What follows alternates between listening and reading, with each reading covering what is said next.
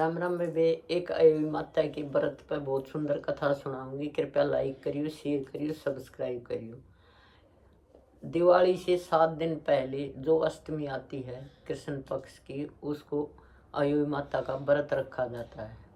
उस दिन सभी लेडीज अपने बच्चों की सुख शांति के लिए, कि उनके बच्चों की सेहत ठीक रहे, घर में सुख शांति बनी रहे, उसके लिए उनकी माताएं अपने बच्चों के लिए एक व्रत रखती हैं।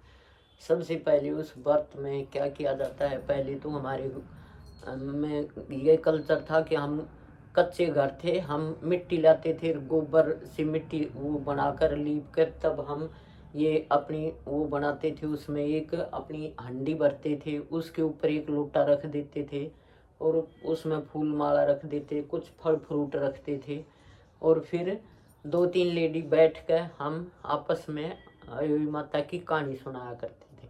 तो क्या है, एक साहूकार के 7 बहुएं थी और 7 लड़के थे। क्या हुआ, वे सभी और उनका एक ननद थी, वे सभी उनकी भाभियां अयोई माता का व्रत थी अपने बच्चों के लिए। तो वे मिट्टी खोदने खदान पर गई। तो वहाँ क्या हुआ, वो ननंद मिट्टी खोदने लगी तो उस ननंद के हाथ से, जब वो मिट्टी में खुदाई कर रही थी, तो ननंद के हाथ से उस मिट्टी में अयोई माता के बच्चे थे, वे उसके खुरपे से कट गए।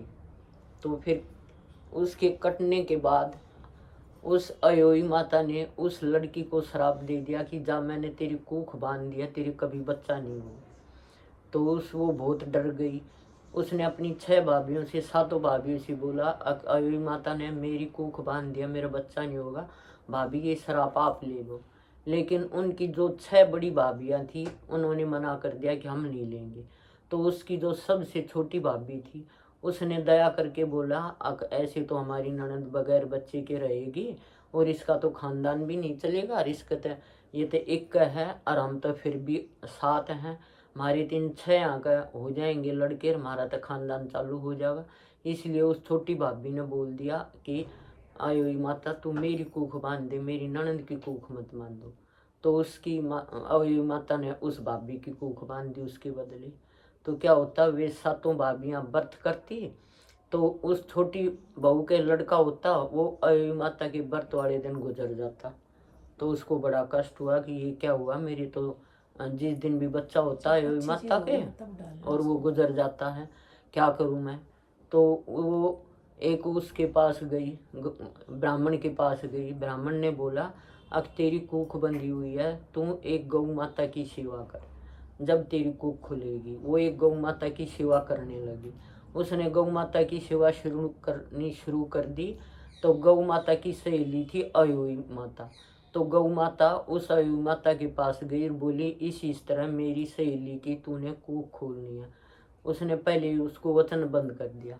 तो बोली मैं खोल दूंगी। तो उसने उसकी कूख खोल दी। कूख खोलने के बाद उसको बच्चा हुआ तो वो व्रत रख रही थी। तो वो अपना बच्चा होने के बाद, हमारे यहाँ क्या होता है, बच्चा होता है तो हम कंडवारा रखते हैं और हम पतासे या कुछ अपने परिवार वालों को भी बांटते हैं। तो उसका बच्चा हो गया, वो ठीक ठाक, उसने व्रत रख लिया और उसने कंडवारा भर दिया, अयोई माता की पूजा करने लगी। ऐसे ही अयोई माता की वो करके कहानी सुना रही थी।